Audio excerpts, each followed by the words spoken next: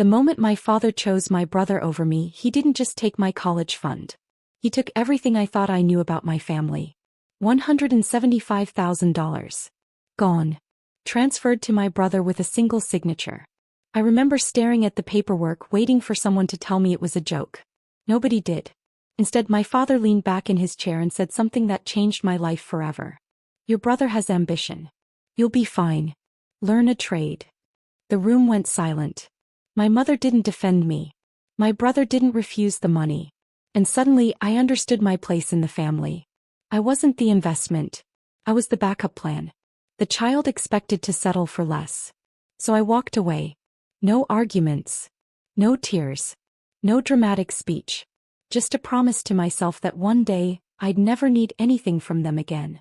5 years later, my parents walked into a building they couldn't afford, rode an elevator to the top floor, and asked the receptionist if they could speak to the owner. Then they heard my name. And everything they believed about me fell apart. And before we continue, if you're enjoying the story, please take a moment to subscribe to the channel. It really helps us bring you more powerful stories like this. And I'm always curious, where are you watching from? Drop your country in the comments below. I love seeing just how far these stories travel. Now let's get back to the story. My name is Emily Parker, and I was 22 years old when my father gave away my future. At least that's what it felt like at the time. Growing up, I always knew my older brother Jason was the favorite. My parents never admitted it. They didn't have to. Everyone could see it. If Jason got a B, they celebrated his effort. If I got an A, they asked why it wasn't an A+. I learned early that expectations worked differently for me. Still, there was one thing I never doubted. My parents had always promised that both of us had college funds waiting. Equal funds. Equal opportunities. That promise kept me going through years of studying, scholarships, and part-time jobs. Then one Sunday afternoon, my parents called a family meeting. I remember walking into the dining room and seeing Jason grinning. That should have been my first warning. Dad cleared his throat. Your brother has an incredible opportunity. I glanced at Jason. What kind of opportunity? A business venture, Dad said proudly. He needs capital to get started. I nodded slowly. Okay.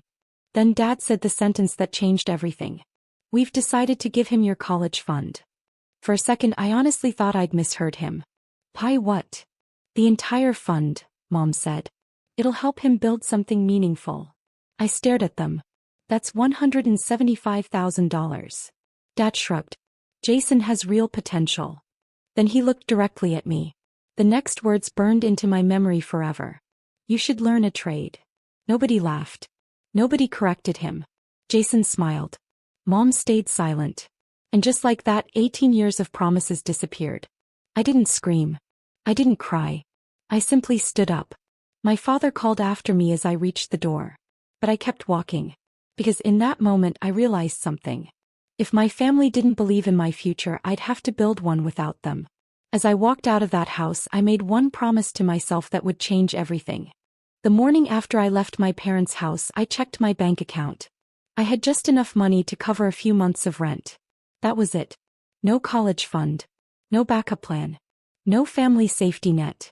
For the first time in my life, my future depended entirely on me. And strangely enough, that realization was freeing. I rented a tiny apartment above a hardware store. The place was barely bigger than a garage. But it was mine. During the day, I worked at a local supply company. At night, I attended classes at a community college. Weekends were spent studying, working extra shifts, and searching for scholarships. There were days I was exhausted. Days I questioned whether I could keep going.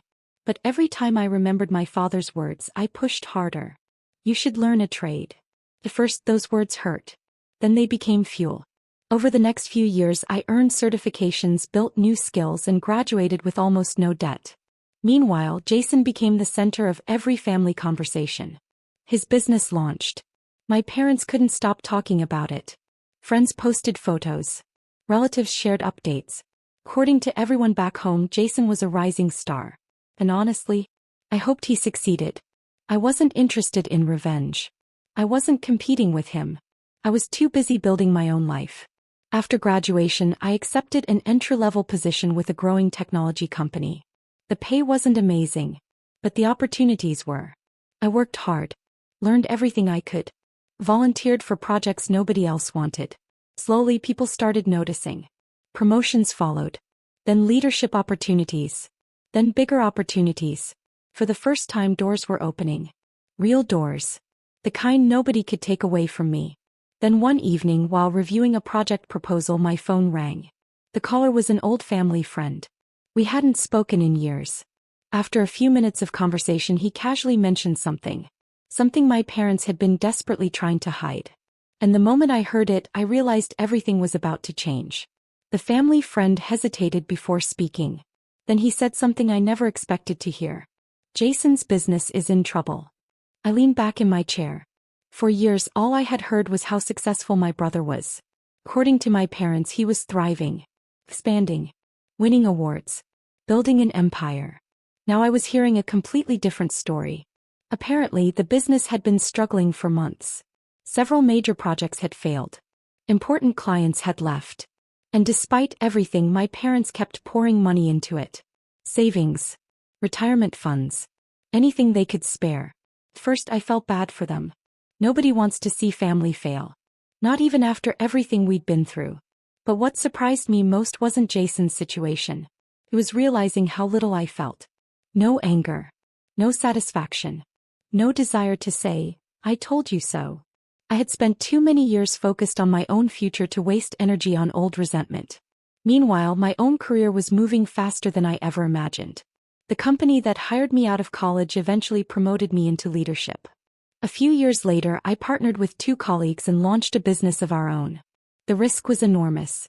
But it worked. Clients grew. Revenue grew. Our team expanded.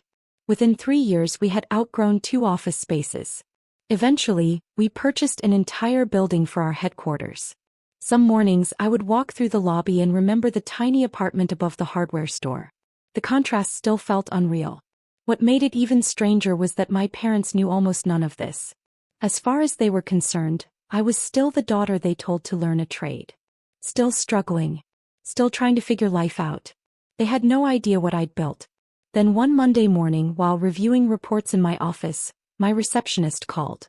Her voice sounded unusually nervous. "Emily," she said, "there are 3 people here asking to see you." I frowned. "Who?" A brief silence followed. Then she answered. "Your parents, and your brother." For a moment, I thought my receptionist had made a mistake. "My parents?" I asked. "Yes," she said. "And your brother?" I stared at the phone. 5 years. 5 years without a call. Without a birthday message. Without a single attempt to reach out. And now they were standing in my lobby. I took a deep breath. "Send them up." A few minutes later, the office door opened. The first person through was my mother. Then my father. Then Jason. The moment they stepped inside, I saw the confusion on their faces.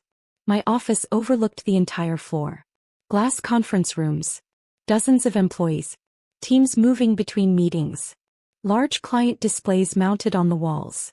My mother slowly looked around. Then back at me. Then around again. As if she couldn't make sense of what she was seeing. Finally, she asked the question. "This is your office?" I nodded. My father remained silent. His eyes moved across the room. Watching employees greet me. Watching managers stop by for approvals. Watching people treat me like the person in charge. As I was. Jason looked equally stunned. For years they had imagined me struggling. The daughter who should have learned a trade. The daughter whose future they gave away. Now they were standing inside a company I helped build from the ground up. Eventually my father cleared his throat. "We need help." The words sounded painful for him to say. Slowly the story came out. Jason's business had collapsed. The remaining debt was overwhelming. My parents had exhausted most of their savings trying to keep it alive. Now they didn't know what to do. Nobody asked for money directly. Not yet. But the request hung in the room anyway. My mother suddenly sat down. Tears filled her eyes. "I had no idea," she whispered. Neither did my father. For the first time, they weren't looking at the daughter they underestimated. They were seeing the woman she became despite them. Then my father looked directly at me. His voice was barely above a whisper. And he said something I never thought I would hear. "I was wrong about you." For a few seconds nobody spoke. My father's words seemed to hang in the air. "I was wrong about you." 5 years earlier, I would have done anything to hear him say that. Now it felt different. Not because I didn't care. Because I had already spent years learning to live without his approval. My mother wiped tears from her eyes. We thought we were helping Jason. I nodded. I know. My father looked down at his hands. But somewhere along the way we stopped seeing what you needed. That was the real problem. Not the money. Not the college fund. Not even the favoritism.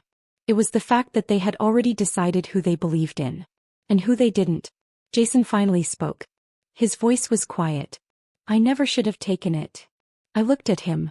For once there was no arrogance. No excuses. Just regret.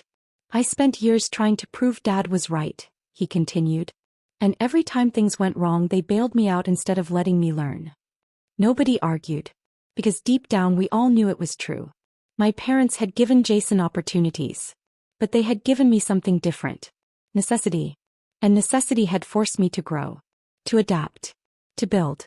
To succeed without expecting anyone to rescue me. Eventually my father looked around the office one last time. The employees. The conference rooms. The company. Everything. Then he smiled sadly. You built all this yourself. I shook my head. Not by myself. I thought about the mentors who believed in me. The coworkers who helped me. The people who gave me chances when my own family didn't. But I built it without the college fund. That sentence hit harder than I intended. My mother's eyes filled with tears again. Before they left, my father stopped at the door. I can't change what I did. No, I said. You can't. He nodded. Then I gave him something neither of us expected. Second chance. Because the $175,000 they gave my brother changed his life. But losing it changed mine. And looking back, I wouldn't trade the lesson for anything.